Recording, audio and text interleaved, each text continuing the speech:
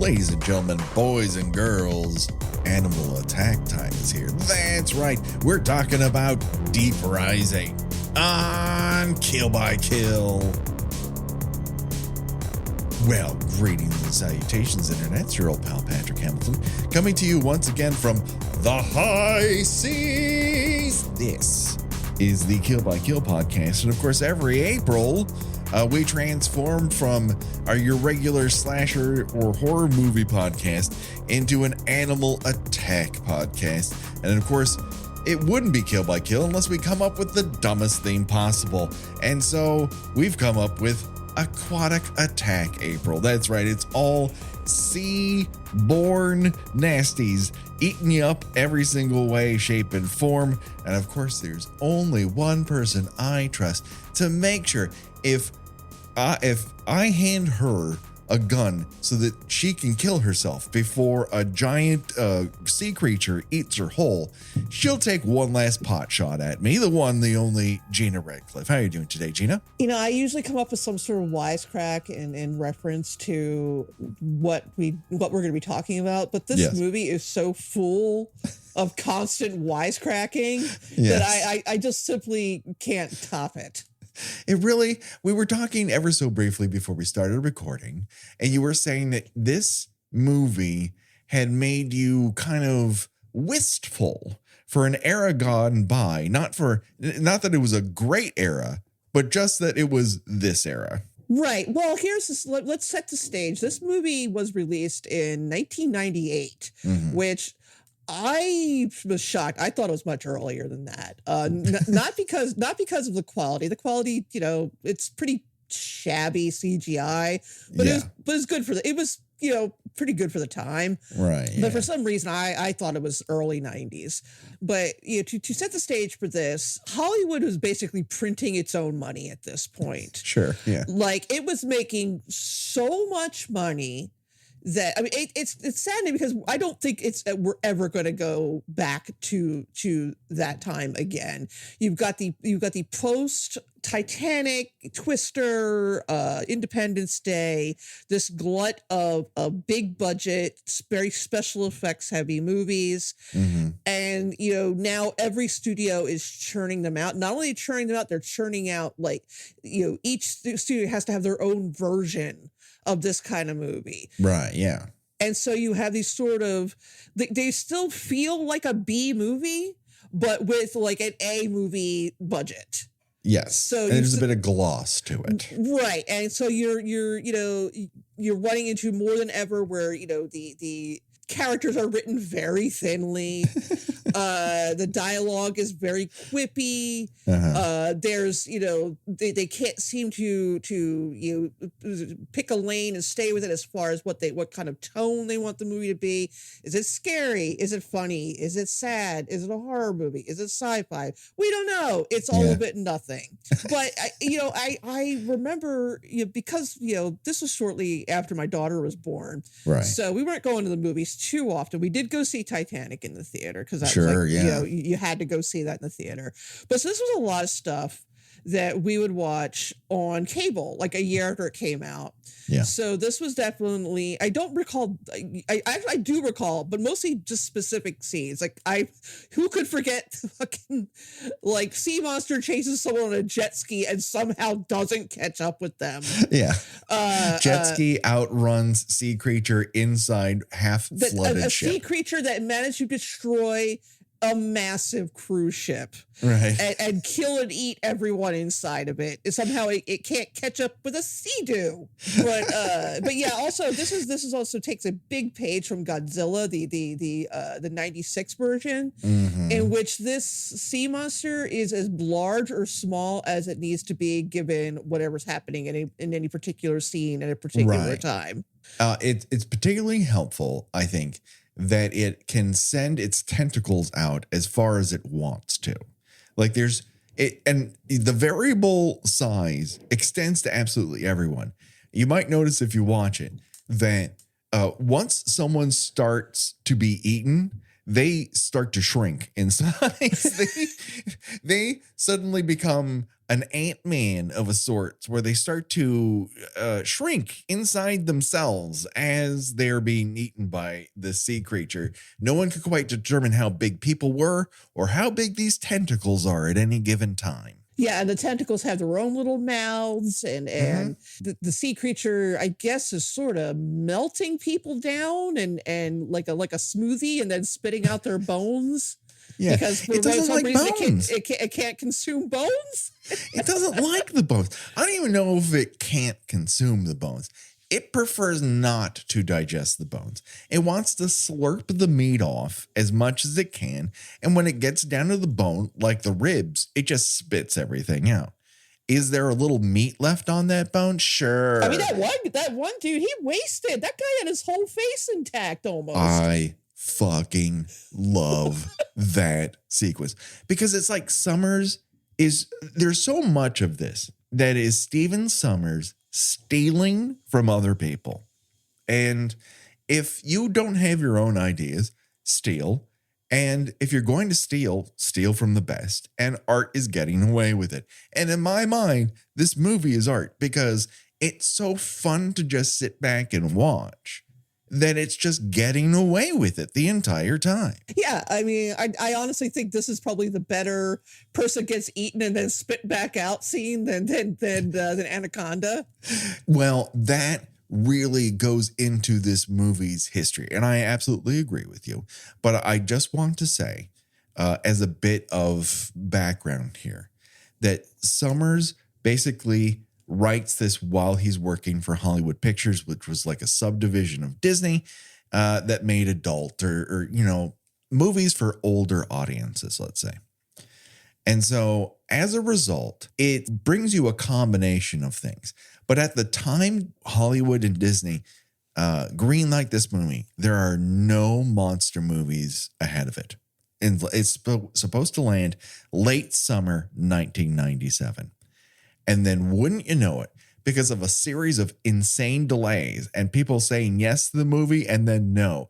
And then it takes forever to build the sets and the fucking special effects are insane. And then they can't find any special effects houses because they're all working on Titanic. And so this movie gets extended and pushed until the ass end of January.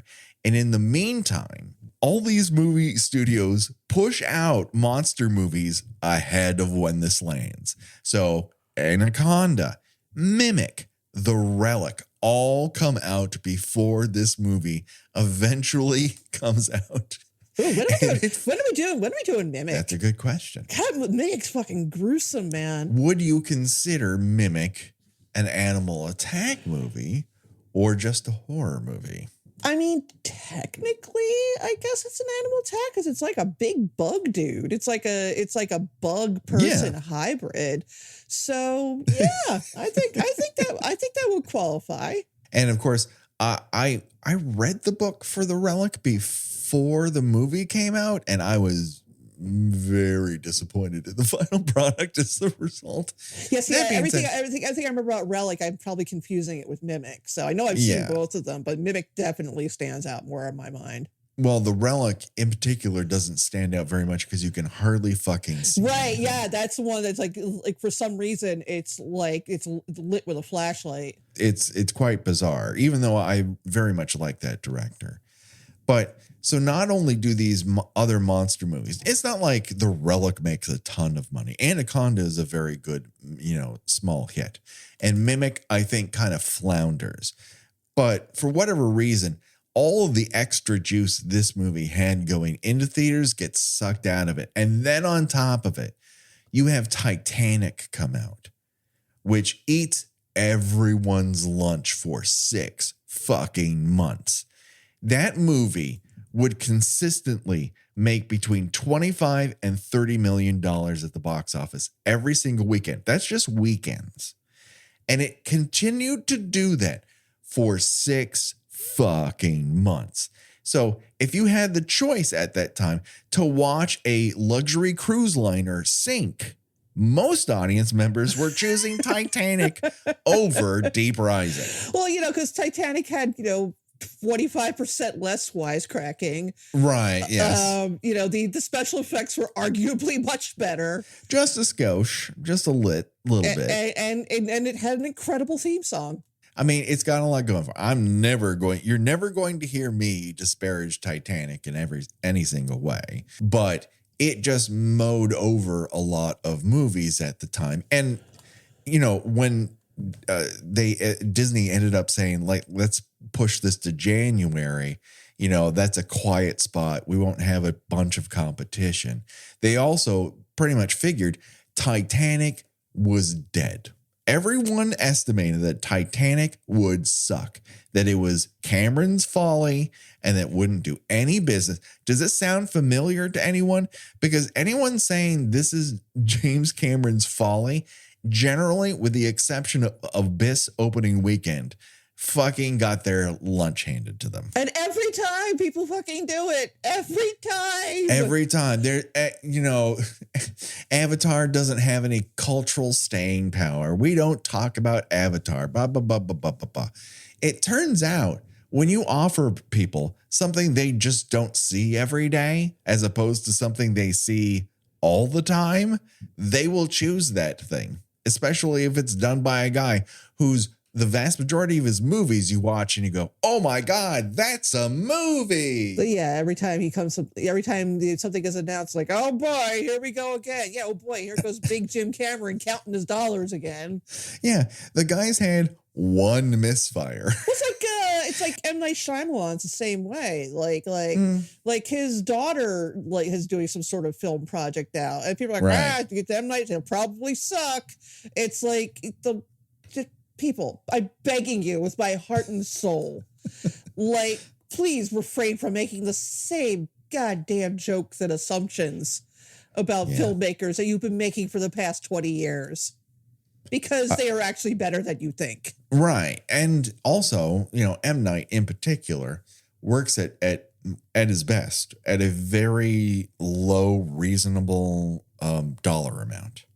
So when his movies come out, they don't have to do that well to turn a profit. He kind of sets the bar low enough that he's constantly clearing it to the point where he can just go, all right, this next one I'm going to do for X amount. And people like, please sign me up. So, you know, you may or may not like all of his movies, but he does manage his budgets, with the exception of that last Airbender disaster. And the lady in the lake, the lady in the pool. What the fuck was that one? Yeah, but those are both like over 15 years ago. Well, even more so. I mean, Lady in the Lake was, well, I guess that was the 2000s at that point. Time is a flat circle. Yeah. Anyways, so I think some of the real lasting power of this movie is that it's fucking fun to watch.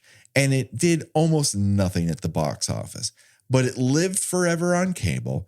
It did super well on DVD. It completely made its money back that way. And it has a massive cult audience for a reason, because whenever you want to watch it, it's fucking fun. And also, I think it didn't hurt that Steven Sommers' next movie was a little movie called The Mummy. Right. Another movie that should not have worked and was so fucking fun. Audiences were like, I can't get enough of this. Right. So I think, you know, when people just watch The Mummy, they were like, well, let's see what else this guy has done. Right. And it turned out he did this. He did this.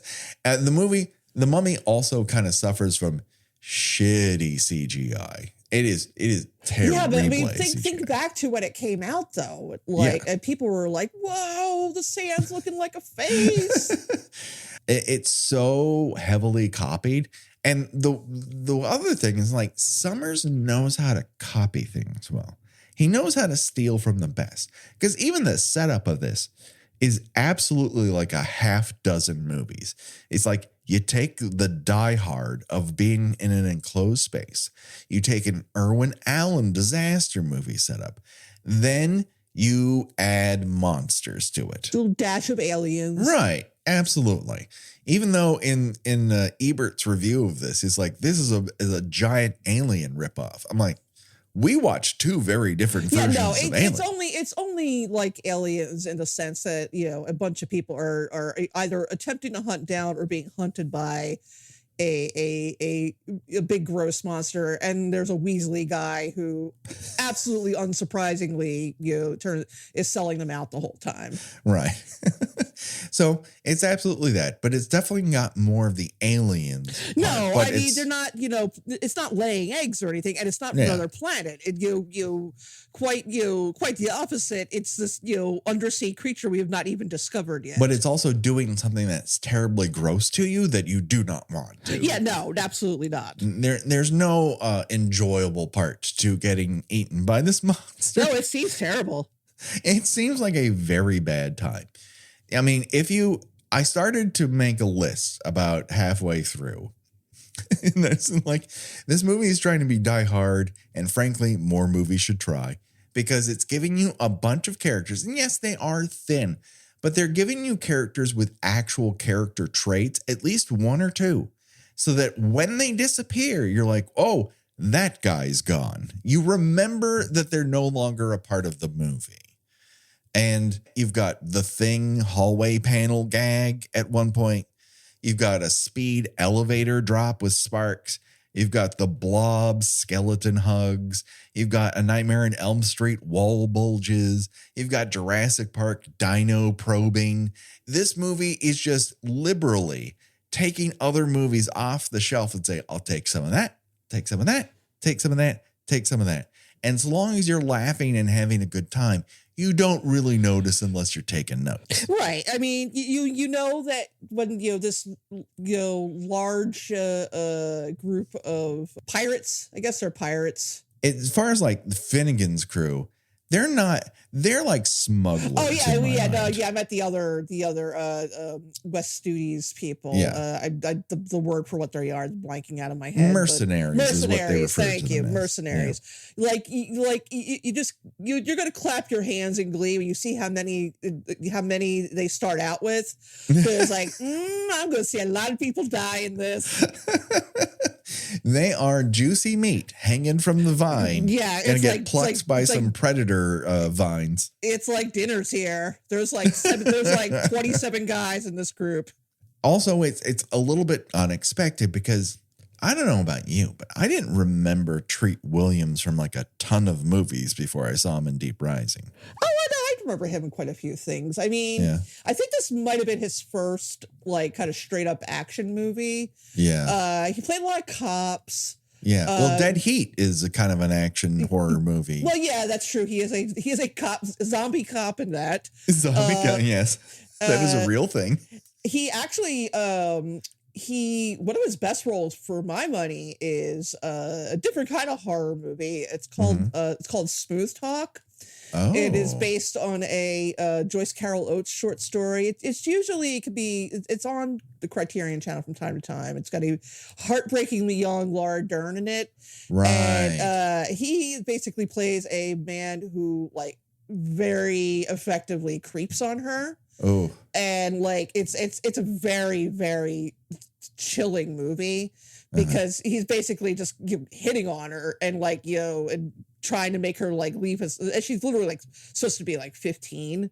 Oh god. And like the whole movie is just that. And he is very good at it. So yeah, if you want to see him play a horror movie villain, that's a different take on it. But he's quite effective. Yeah, unfortunately he passed away last year, which was very sad. But it's weird that like, did you know who was supposed to play this role originally, who said yes and then pulled out? Well, is it somebody that later worked with Steven Sommers? No. It was not. No. Was it another middle-aged actor? Yes. One might say the most premier middle-aged actor of this particular time period. Was it Sly? It was Harrison motherfucking Ford. No, really? Yeah. Yes. Oh wow, this seems a little too self-aware, cheesy for him, honestly. I think so, and I think that's why he ended up pulling out. He found other roles that he read the script. Well, yeah, he didn't just hear the pitch. He read the script and like, I'm not doing this. Yeah, I'm gonna go be stalked by my ghost mistress. Right.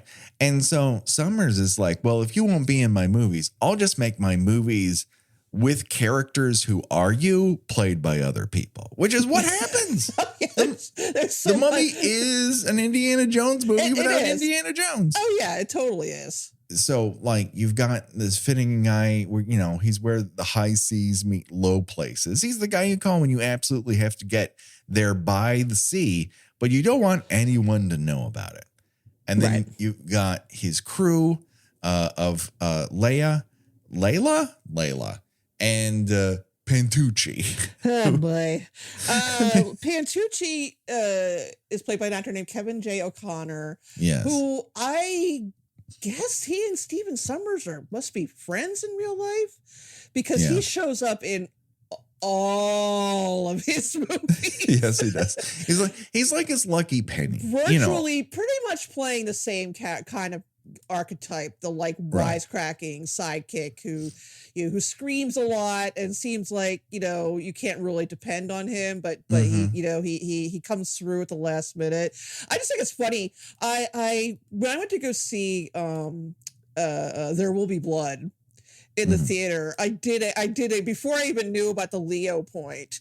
I did a Leo point when he shows up as the guy who claims to be Daniel Day-Lewis's long lost brother. Right. And I'm like, holy shit, it's that guy. it's the Mummy guy. It's kind of weird seeing him in a movie like this. Right. Where and he's like a Weasley. he's like a beatnik poet, and what the hell is that? Peggy Sue Got Married. Oh yeah, that's right. Like her classmate, who's like, you know, the cool guy. He's the cool guy. He's a beatnik. Yeah.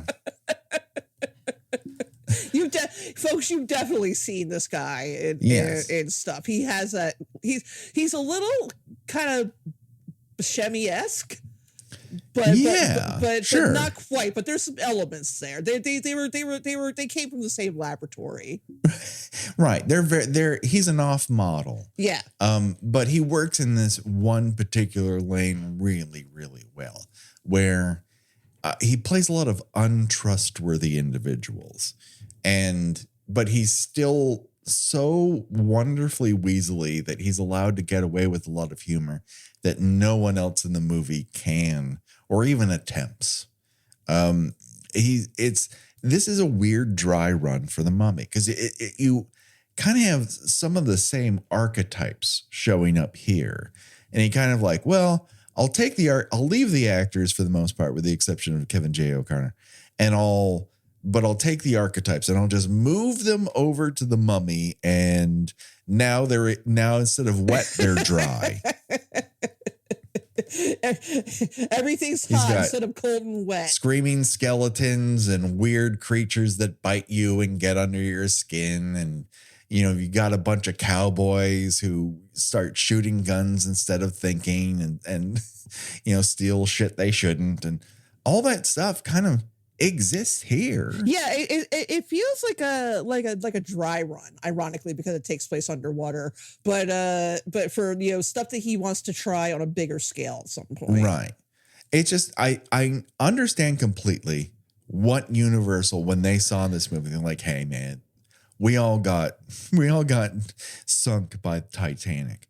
But this guy can make nonstop action. It can be funny. It can be fun. You release this movie in different circumstances, it probably does pretty well. Maybe not as well as its $45 million budget might have afforded it. But if you had made this for like $30 million and released it at a better time of year, say early August, this thing would have fucking cleaned up. Well, I think also, getting in its way is there really weren't any. I mean, Treat Williams, people kind of knew who he was, but he wasn't like a top of the poster name. He was like, are we gonna go run out and see the new Treat Williams movie? It's something no one has ever said. It's like, oh, that's a guy in that movie my dad likes, It's right. Like, so yeah, I mean, it had a few strikes against it from the get-go. Yeah. In fact, I would argue that the two hottest stars in this movie are some of the most unlikely, in that Famke Janssen is in this movie, and she could not be having more fun. At least that's the way it appears. And she is a fucking delight to watch because she has not been put into the badass lady role quite yet. In GoldenEye, she's a lot of fun. She's over the top. She's super camp. But I feel like so many filmmakers ended up putting her in the strong female lead character instead of letting her be her. Right. And so that's a lot more fun. I think if you had told more people Famke Janssen is in this movie, I think you would have gotten more butts in seats. And then the other one, weirdly enough, is Wes Studi, because this is coming after like a very big 90s run for him. He is somebody you know who that is. Yeah, I would say so. You know, I don't think he often did like villain roles. So it was right. It was a nice little zag on that. Well, The Last Mohican, he's kind of a okay, yeah. Yeah. But in here he vacillates back and forth. The one thing he doesn't have is that he's not a diehard level villain, because he flips back and forth. He kind of seems more exasperated the whole time. Yes. Than angry or intimidating or anything like that. He feels like a manager that's very angry with his team. Exactly. I hired you for a purpose. Why won't you do this purpose that I've hired you to do? I'm trying to show you leadership, but you won't pay attention. He's got that energy. Yeah. Where I think the person who gets the biggest short shrift in the entire movie is the actress who plays Leela, Una Damon, because she is a very attractive lady and she's given absolutely nothing to do. And on top of that, she is somehow the love interest of Joey Pantucci. Yeah. I know. Like, what is the draws these two people together other than proximity and the script? Yeah, I was gonna say just boredom. I don't know. I mean, I guess Finnegan has a lady, back on shore, and he wants to stay true to her. So it's gotta be. He has no choice but to well, I guess it's Pantucci then. Right. Like I feel like Finnegan has a lady in every port, so he doesn't have to have somebody on board 24/7. Wherever he gets to, he knows exactly whom to call. Whereas that pairing is just stunning to me in every way, shape, or form. I don't quite get it. And she's called off so early in this, which I suppose is really Sommers communicating that anyone could die at any second. Well, that's true. Yeah. You don't have anything against her. And she's the first one to discover that something has gone wrong, and she's killed so fast she can't tell anyone about it. Shame on us, Patrick. Do you know what we overlooked for Kevin J. O'Connor? What movie he was in? Oh, no, I don't. We have covered this movie. Oh, and had the time of our lives talking about this movie. Okay. Patrick, he was in Color of Night. That's fucking right. He was the artist. Oh my God. See, I don't recognize him without the glass brick behind him. Well, also, I don't know. I can't remember if he had facial hair in that or not, but yeah, no, I was just looking over his Wikipedia page, and once again, I was like, fuck, damn, right. That's where I saw him. That's the other movie I saw him in. Well, that's the movie that dares to think of him as a sexy artist. Like, yeah, that's a little misguided. Yeah, like there's certain things in his wheelhouse, and I mean, we'll eventually, I assume, get to, is it Lord of Illusions? Yeah. Yeah, where he plays a cult leader. Yeah, he's in that too. Yeah, that's a glossy looking motion picture. That also casts him as like sex on two legs, and you're like, I don't know. Nothing against the man, but there are certain things I want out of him and certain things I just don't think about. And that is amongst them. Steven Sommers and Paul Thomas Anderson have both seemed to have known what to do with him. Yeah. And I think his quirky, slightly sinister sidekick is probably where he best lies. Yeah, I agree. Well, and I definitely think the die gets cast after The Mummy is such a giant hit. He is now a victim a little bit of that success, even though he does not come back in any of the sequels. And I honestly do wish he had been a mummified version of himself at some point in those movies. They would have benefited from it. But we'll get into how Universal fucked up The Mummy's success at some other time. So this leaves us with primarily the mercenaries. I guess there's one person we can get to before we get to the mercenaries, and that's Anthony Held as Simon Canton, the owner operator of the Argonautica. No, excuse you. It's Argonautica. That's right. I forgot to put a champagne glass in my hand and spill it. It's worth pointing out that Anthony Held is probably almost certainly best known to people as the original Flavor, Dr. Chilton, who was not turned into a head in the jar in this version. In the Silence of the Lambs. So if you see him show up and you're thinking, he's probably not to be trusted, congratulations, you are absolutely correct. 1,000%. You ding, ding, ding. You've won a prize. It doesn't matter if it's 10 years after Die Hard or just 2, someone's going to make a Die Hard. And so he absolutely is a Weasley guy who somehow almost... It's like they took a little bit of the, Kevin J. O'Connor route here with him, because he's another wiener who won't die. Well, he has this, I'd never heard of a cruise ship being owned by a single person. Right. I didn't think that I thought that they were usually part of like a fleet that is owned by a company.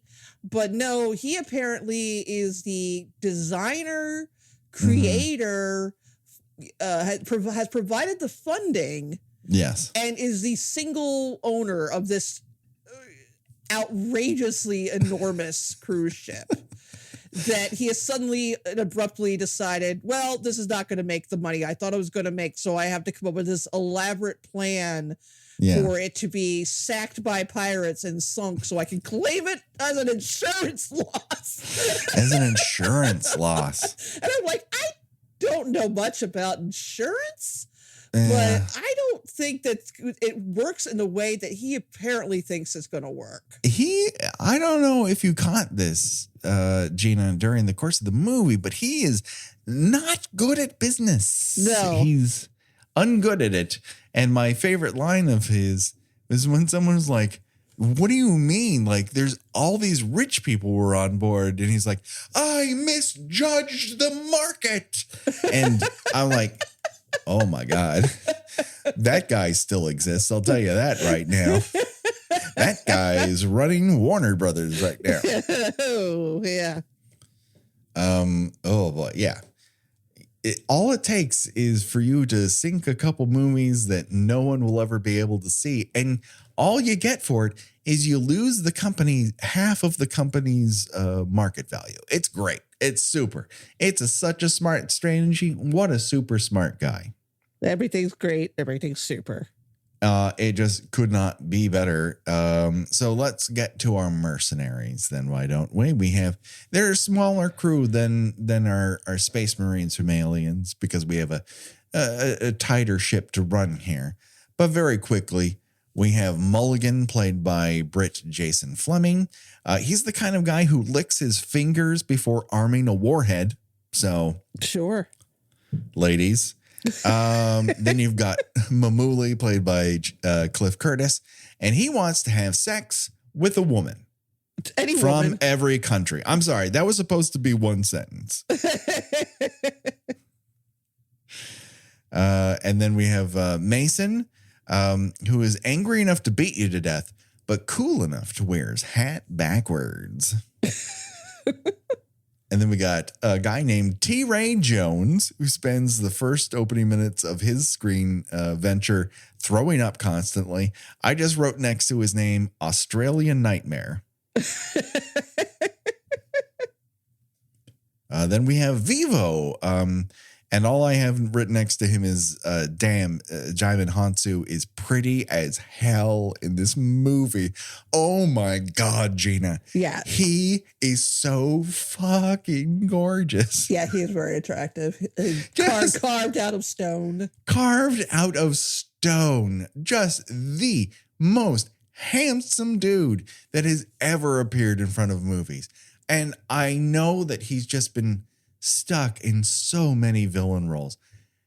I want to see this man kiss ladies. Why? Or men, I want to see him kiss. Can't we have a Dijon Hounsou project where he gets busy? Does he kiss Janet Jackson in that one video he was in with her? Oh, or that's a does good he question. I think he might just dance in it. He might just dance and strike attractive poses because he did, unsurprisingly, he did start out as a model. Right. That is the most unsurprising thing on God's green earth. He is really attractive. And then you've got a guy named Billy. When Ben Affleck is busy and everyone else you would call afterwards is also Billy, hire this guy because apparently he was supposed to be Ben Affleck, and Ben Affleck's like, I don't do this shit anymore. Click. You can feel like this is written in a time before Affleck has done Armageddon. Yeah. Yeah. And so this crew has been hired. We don't know it yet, but has been hired by Canton to blow up the ship for the insurance money. And of course, they don't want to let the person who's driving them across the ocean, that's exactly what they're going to do. I'm not entirely sure why they decide when Finnegan's boat strikes a loose boat from the cruise ship and damages his craft, why they then decide they have to go onto the boat with the machine guns drawn. Like, couldn't you just like walk on there and keep the machine guns kind of hidden and do the shit you need to do and get out of there? I'm pretty sure that Steven Sommers thought that the audience would be most interested in the first would be the sea monster. Yeah. Second would be these outrageously large guns that we're told shoot 1,000 bullets without reloading. 1,000. Where those bullets are contained, I can't tell you. I'm not a gun expert. Also, we do not come to Deep Rising for realism, but this is some unreal shit. Yeah. And so really what you have is a heist that's also an insurance fraud. It's a long way to go for insurance fraud, but mainly it's a monster movie who hunts. That monster hunts people down and eats them on camera in very unrealistic CGI ways with its predator teeth. No, he has what was Anthony Held's character's name again? Canton. Canton. He very carefully says it doesn't eat you, it drinks you. Oh yeah, that's right. It kind of turns you into like a slurry. Guess, like a human slurry. And now here, and again, as you say, we don't come to Deep Rising for realism. Yeah. So like, I guess it takes maybe a couple hours before Finnegan's boat comes across the cruise ship. After the sea monster has attacked. Yeah. Somehow the sea monster has managed to consume every single person on that ship except for the small handful of people who were able to find shelter. Yes. Yeah. With the exception of Trillian, Famke Janssen. And again, what the fuck name is that? No human being on Earth is called Trillian. And again, no one has ever since been called Trillian. So got that going. But they twice find in this movie, near the beginning and near the end, just like piles of bones. Yes. Do you know who created those bones? It was Rick Baker, wasn't it? It was Rob Bottin. Rob Bottin, yeah. Rick Baker's long-haired brother from another mother. Yes. Rob Bottin, of course, legendary for his work in The Howling and, of course, The Thing. But yeah, he makes a one hell of a goopy skeleton. Because if you are looking for goopy skeletons, this movie has so them many in spades. goopy skeletons. So goopy that my favorite part, because I was watching this movie with headphones, is when they find the first pile of goopy bones. And they have to walk through them. And did they foley up that crunching and squishing. As much as Embrace of the Vampire foleyed up people's footfalls and When They Kissed, this movie loves crunchy, sloppy skeletons. It's like sloppy steaks, these skeletons. They're littered everywhere. I laughed out loud because I was certain that the more they walked, like the louder the crunching and squishing was going to get. And then, of course, people react to it like, oh, my God, this is the last thing I want to do on God's green earth. It's like, and they're absolutely right. I got goop on my shoes. But like the reason you hire Rob Bottin is because you want something to look as real and gross and insane as possible.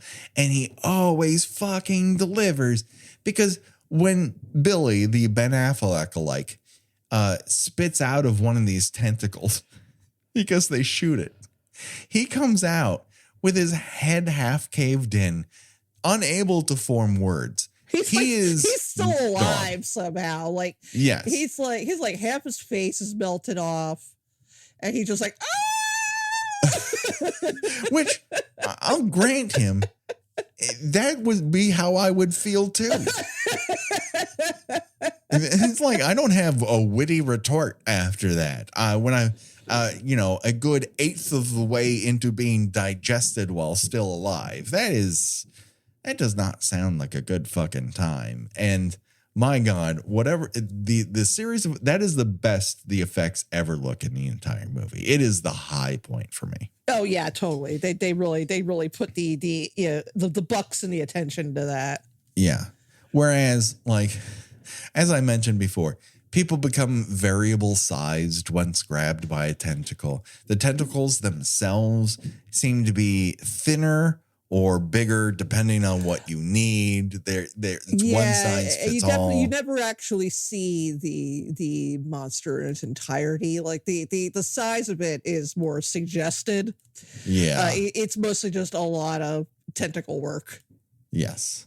And I think that's for the best. That's how you kind of get the Jaws-y nature of it, where they're really trying to hide the weenie of the actual monster for as long as humanly possible.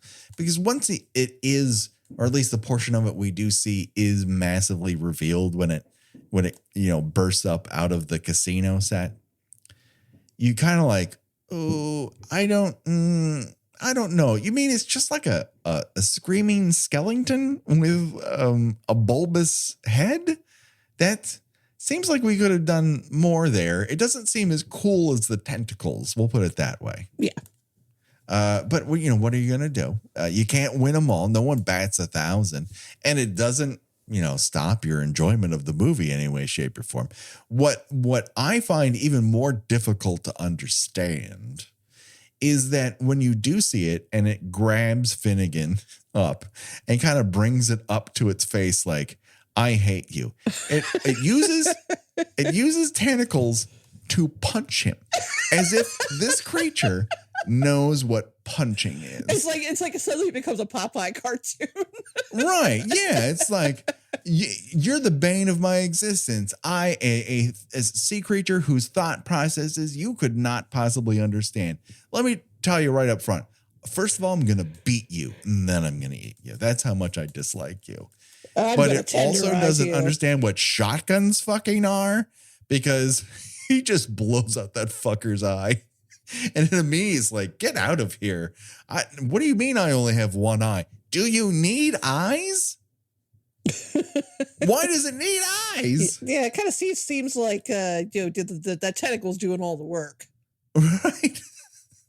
And it's got so many tentacles. So many tentacles of this creature get destroyed. You kind of have to wonder, how many does it have? How big this thing is seems to change from scene to scene. Yes. Whatever the scene needs, that's what it is at any given time. But once you see what it does, it's horrific enough that despite the shoddy CGI, it really fucking works. Yeah. It's just, there's so many elements of this, and it just doesn't stop moving. It doesn't give you a chance to slow down. And, it takes about 20, 25 minutes for it to really begin to pay. But once they're on the boat, the movie does not slow down for a minute. And I don't know that I've ever seen a movie use more hallways and more different ways. Oh yeah, this is not since The Shining does hallways feature prominently, right? And I think maybe after that possibly Inception. Yeah, this movie loves fucking hallways, and it gives you this. It's probably the same 2 or 3 hallways dressed a dozen different ways over and over and over again, because this movie didn't have a ton of sets. It's kind of, in a way, it's a bit of a one set wonder, not as badly as like The House on Haunted Hill and 13 Ghosts. Those movies, like, we're going to spend all of our money on one big set, do a little bit of setup, a little bit at the end, but most of the time we're in that one giant fucking set. And this is like, we'll give you one set, but also a lot of offshoots. There's a lot of hallway action. Very many hallways. And it's way too fucking wide for a cruise ship. If you ever been on a cruise ship, I'm surprised, like, after a dinner I can make it back to a room. And I'm not that big anymore.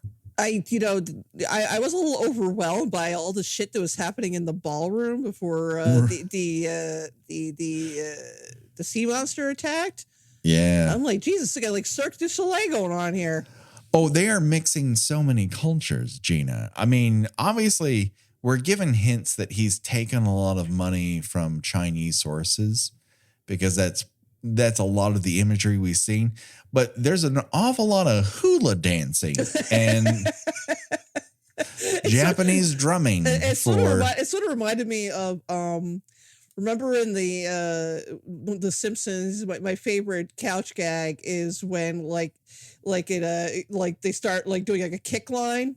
And it starts getting bigger and bigger and bigger. And at the end, there's like 16 elephants and showgirls and stuff like that. It kind of reminded me of that. Like every time you look, there's like more shit happening. And I'm like, yeah. And I'm like, I thought just you go on a cruise ship, you just eat. Yeah, we don't see one buffet. No. That's the crazy thing about this. Where's this midnight chocolate buffet people always tell me about they have on cruise ships? They go to the crew galley and they start chowing down on just bread under heat lamps. And I'm like, are we going back to Jason Takes Manhattan territory?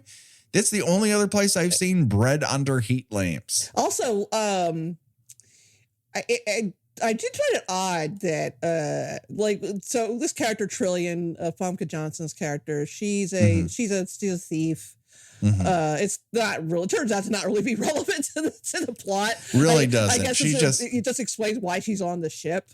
Yeah. So they arrest her for stealing and throw her in the pantry. Yes. Don't even cruise ships have brigs? They do, and they bring that up in the scene where they catch her, and she's like, you don't throw ladies in the brig. Oh, and right. Yeah, Ken's like, you're no lady. And he's like, the brig isn't finished yet. And he's like, well, find a place you can lock her up and lock her up. The brig isn't finished yet. The brig isn't finished yet. Well, you know, the place where we would need to keep someone who's like stealing or, you know, sexually assaulting someone. We left without making sure that was finished. no, you got to lock her in the same place you have chocolate covered strawberries. But you know, we made sure that we got the hula dancers on board before leaving the dock. Yes. Where all these people sleep is beyond me. Where they store the drums is, can't even begin to tell you. But again, not coming here for realism. That's not what we want. No, this is a giant sea monster movie. So. It's a giant sea monster movie. And as such, they do find a variety of ways for that sea monster to kill people that are gruesome and unfun for the people being eaten.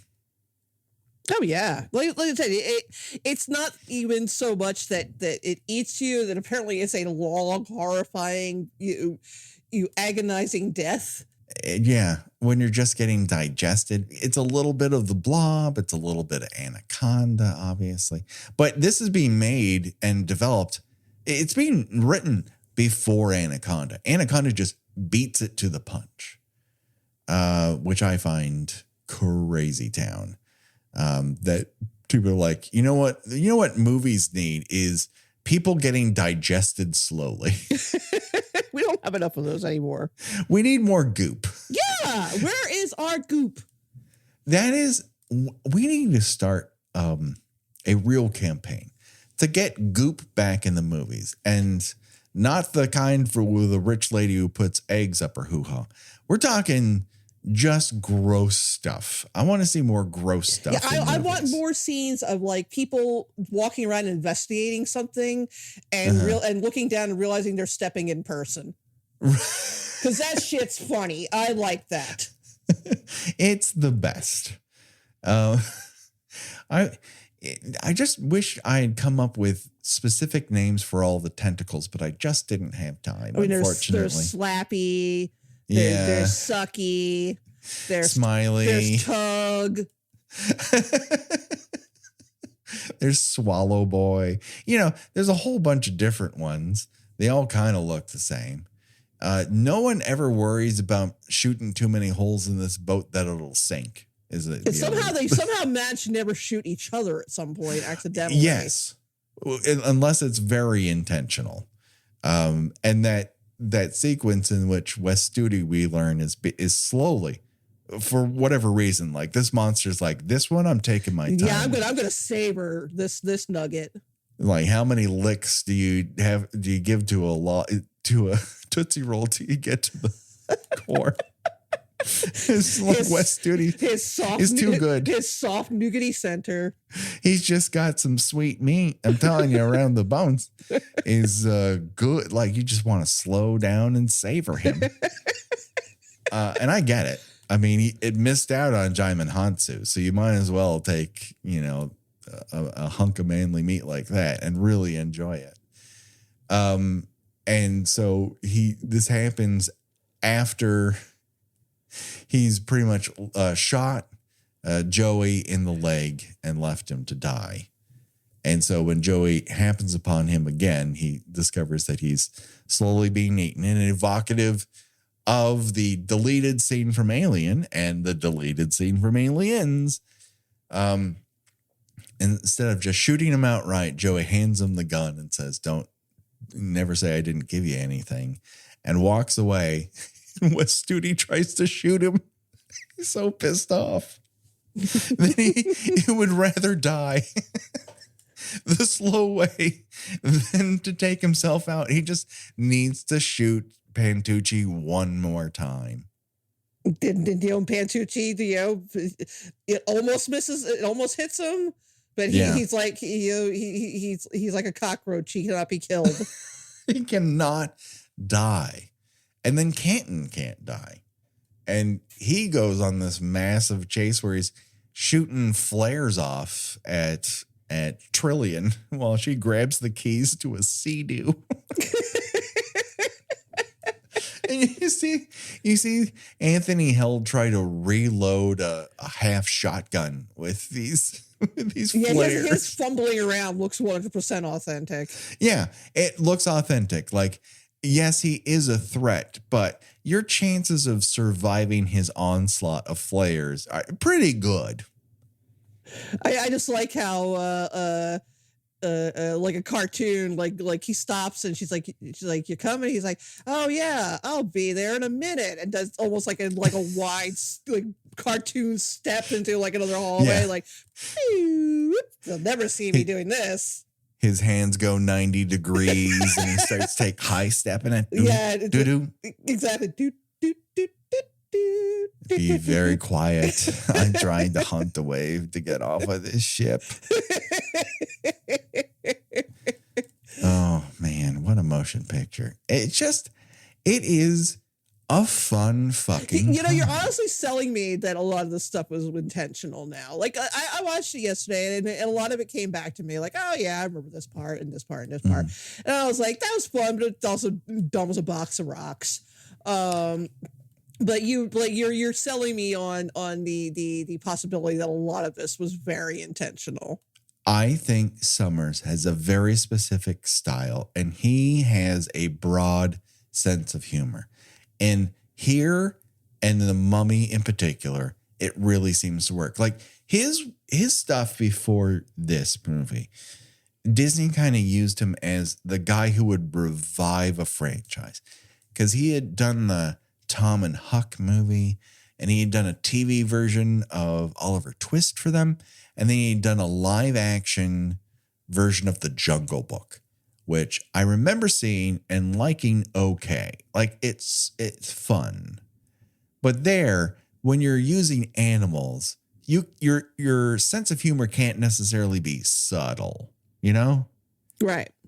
And so he just has a very broad sense of humor. So when it got to this, he's like, what if I took my aw shucks 40s hee-haw sense of humor and attached it to this grisly, gross sea attack movie with all this action attached to it.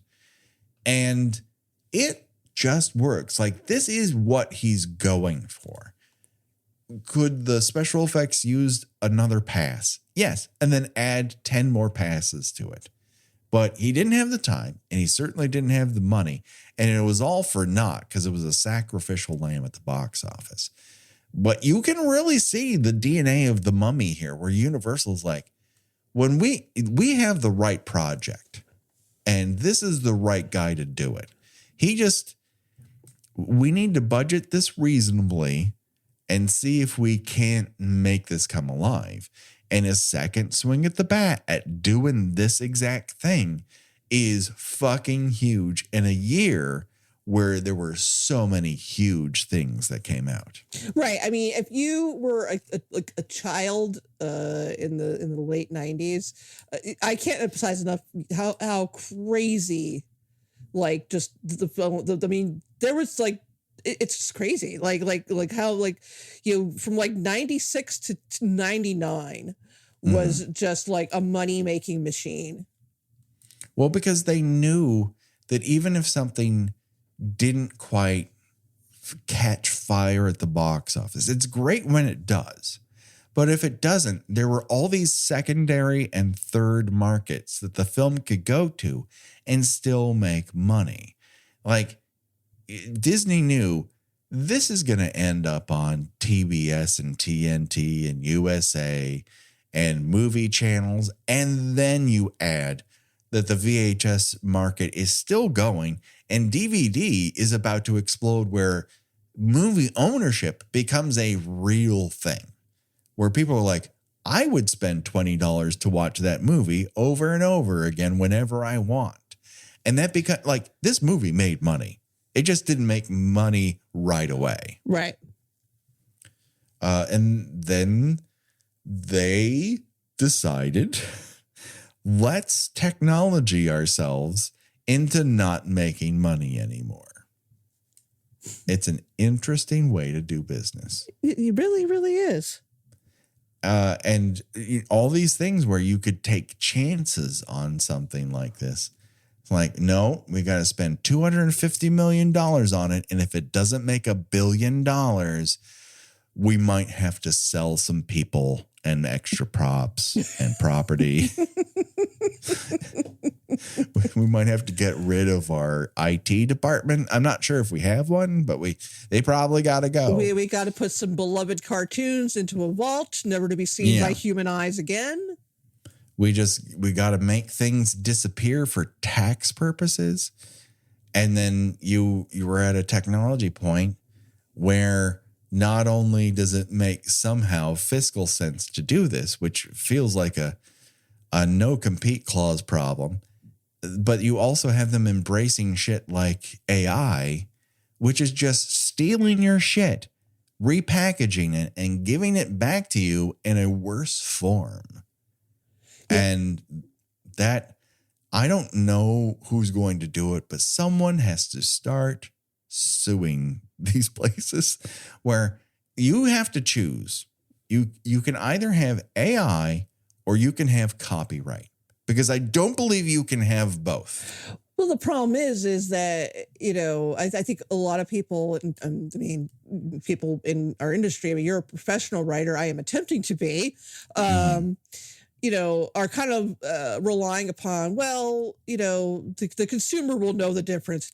No, they won't.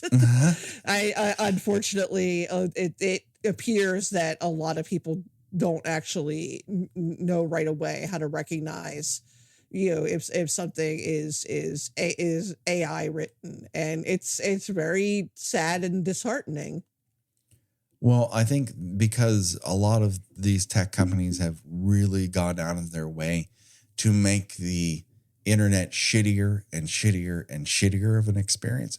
I don't know if people have tried to visit a website in the last 2 years. It's not fun, and it's very hard to do. Yes. It's just a miserable experience. I don't care how new your computer is. It just has become very difficult to visit anywhere that isn't Wikipedia. That's the only site that continues to run normally. Everyone else is frozen by the sheer shit ton of Google AdSense that's being shoved into a computer's web browser. It just doesn't run the way it's supposed to. It's a frustrating experience. And you wonder why everyone thinks the future of tech is going this way.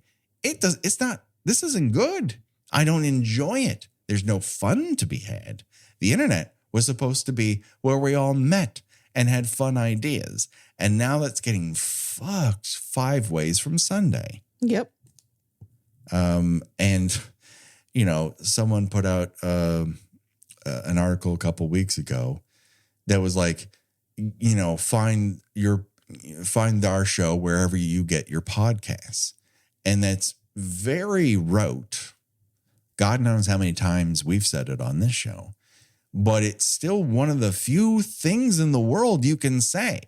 Podcasts aren't run by one giant corporation. You don't have to pay an insane fee to put out a podcast. And I don't know how much longer that's going to last. Yeah, no, it's all, there's a huge question mark that, makes me very uneasy about a lot of things.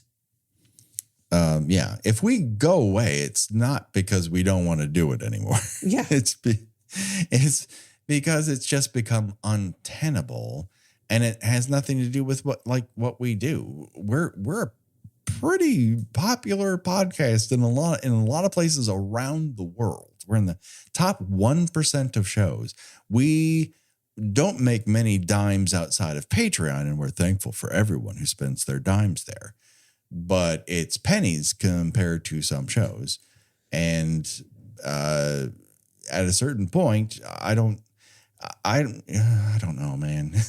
I love doing the show. I love doing it with you, but the internet might make it really difficult to do that in the future. Well, it's also, we now have to worry about the possibility of, people taking, our voices and making our voices say stuff we didn't actually say.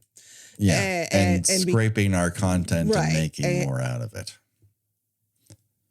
Right. And, and unfortunately, with there is a very large amount of the population, regrettably, that still believes, well, you can't put something on the internet that isn't true.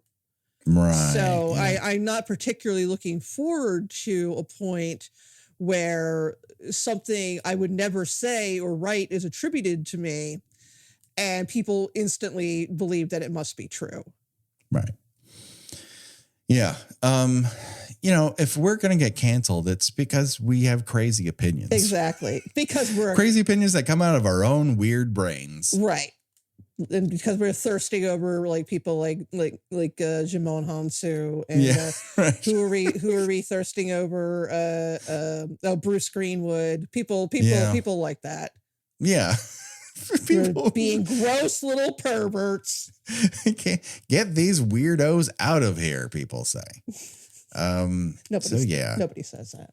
Nobody says that. They should be saying it. We have not been accused of overly objectifying people. But if people could start saying it, maybe we could really build some traction. Maybe we need to. Are you saying we need a scandal? Yeah, we need a scandal.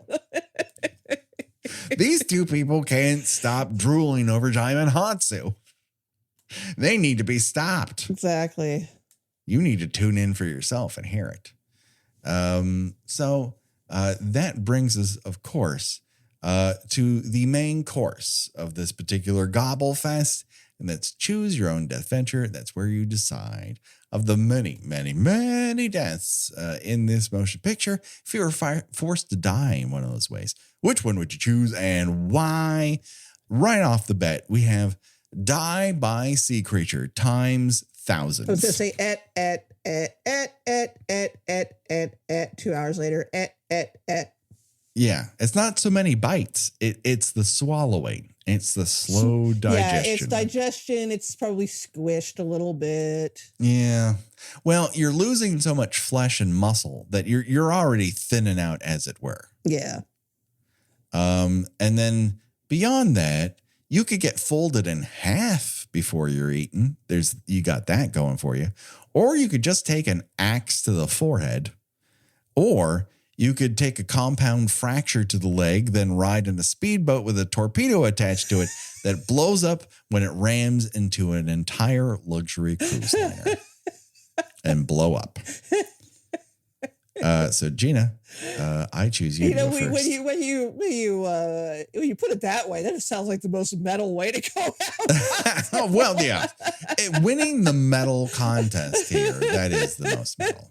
I don't know how I feel about getting that broken leg beforehand, but doesn't sound fun. Yeah, you know what? I think I'm just going to take the axe to the forehead. Just there is no other. Yeah, choice I do not want to be slowly consumed by a sea creature. That looks fucking horrible. Right. You get to walk around for a good 35 minutes looking like Dijon Hounsou before you take an axe to the forehead. Yeah, I don't mind that. Yeah. It's really the best way to go out. And I'm not going to be conscious when I get consumed. I'm elsewhere when that happens. Exactly. Just a hunk of meat. Well, Josh Hollis does all of our artwork. Go to joshhollis.com. Check out Revenge Body Memphis at bandcamp.com for this tune and all of our remixes. And of course, go to Patreon, where we have plenty of bonus episodes for you to check out. Gina, where can people find you on these here internets? I write about movies and television at thespool.net. I have a Substack, GinaWatchesThings.substack.com, and I am on most social medias under Gina Does Things. Do it today, people. Check it out. We're on the socials with the exception of Twitter. Fuck that place. And we'd love to talk to you about it. We got a fun Facebook group. We're having fun on the Threads and Blue Sky. If you happen to be there, come say hi. Help us be seen and heard by more people by favoriting, show announcements and whatnot. It would really be helpful. And of course, rate and review us on the podcatcher of your choice. Next week, we've got a little bit more to chew on when it comes to Aquatic Attack April. We're going to attack something people have asked us to talk about for quite some time. And it's about time we dig into the meat that is Jaws, The Revenge. What happens when you make a movie about sharks and voodoo and then decide to get rid of the voodoo?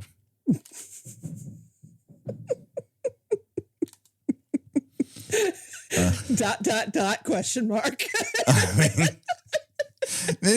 this movie takes incompetence to a whole nother level, which is strange considering it was directed by the same person who made The Taking of Pelham 1, 2, 3. Yeah, I this could be another one where we're going to go long.